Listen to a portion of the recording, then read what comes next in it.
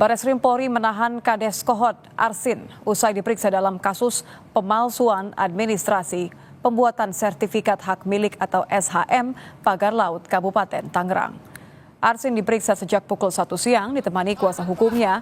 Ia tak menjawab satupun pertanyaan yang dilontarkan para jurnalis di Mabes Polri.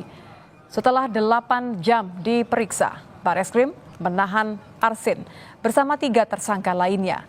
Polisi menyebut penahanan dilakukan agar tersangka tidak melarikan diri dan menghilangkan barang bukti. Dan kemudian setelah itu, setelah pemeriksaan, kami beserta unit melaksanakan gelar, yaitu gelar internal kami. Kemudian kepada 4 orang tersangka kita putuskan mulai malam ini kita laksanakan penahanan. Kemudian untuk tindak lanjut setelah melaksanakan penahanan kami akan segera melengkapi berkas dan berkoordinasi ke JPU untuk proses lebih lanjut. Alasan penahanan, objektivitas penyidik, kami meyakini pertama tentu saja agar tersangka tidak melarikan diri, tersangka tidak menghilangkan barang bukti, kemungkinan masih ada barang bukti yang akan kita perlukan untuk pengembangan perkara ini. Dan yang ketiga, kita takutnya mengulangi perbuatannya dengan berbagai kewenangan yang dia miliki. Kasus Pagar Laut Tangerang memasuki babak baru setelah polisi menetapkan 4 tersangka.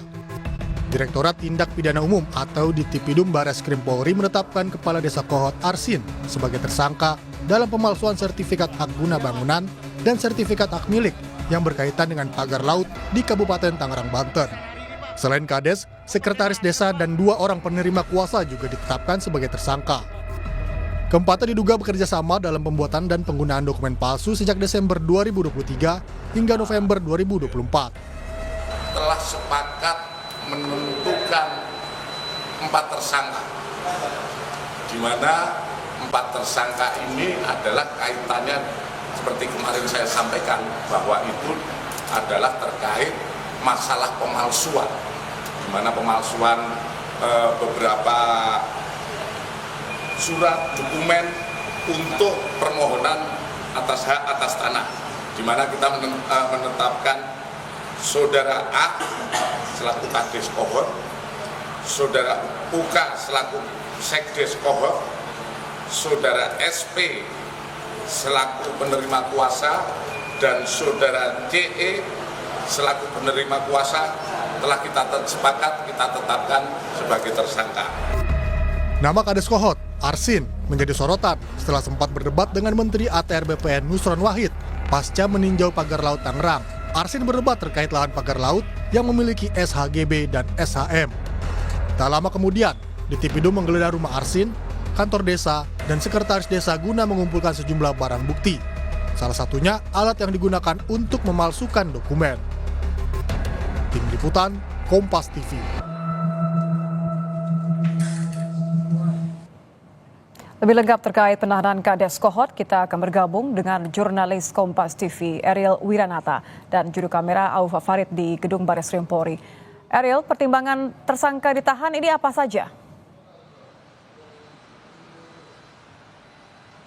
Ya, benar sekali bahwa memang sudah hampir 8 jam dari Bareskrim Polri melakukan pemeriksaan terkait dengan pemalsuan dokumen Laut Tangerang, dan memang dari 4 tersangka yang dimana salah satunya adalah Kepala Desa Kohot yaitu Arsin, lalu selain itu juga ada sekretaris daerah yaitu Ujang Karta, dan 2 lainnya adalah CE dan SP yang merupakan penerima kuasa sudah resmi ditahan oleh Bareskrim Polri pada malam ini.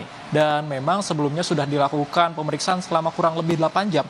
Yang dimana pemeriksaan ini dilakukan secara bergantian terhadap 4 tersangka tersebut. Dan memang dari Kepala Desa Kohot sendiri yaitu Arsin sudah datang sejak pukul 1 siang waktu Indonesia Barat, namun memang enggan memberikan komentar sedikit pun kepada awak media, namun hanya pihak kuasa hukumnya saja yang melakukan pemberian komentar, yaitu ini merupakan tindakan kooperatif yang dilakukan dan ia akan melakukan mekanismenya atau mengikuti alur mekanisme yang ditetapkan. Dan selain itu juga memang dari pihak Bareskrim Polri akan melakukan gelar internal ke depannya. Dan setelah dari penahanan ini, selain itu juga dari pihak Bareskrim Polri akan melakukan melengkapi berkas-berkas yang nantinya akan diberikan kepada jaksa penuntut umum.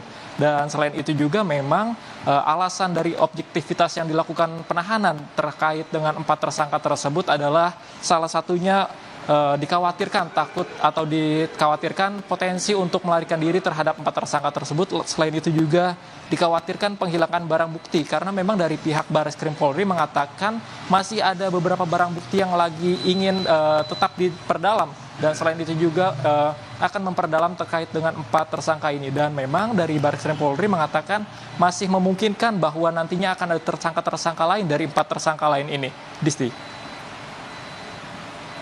Ya, Eril, artinya apa?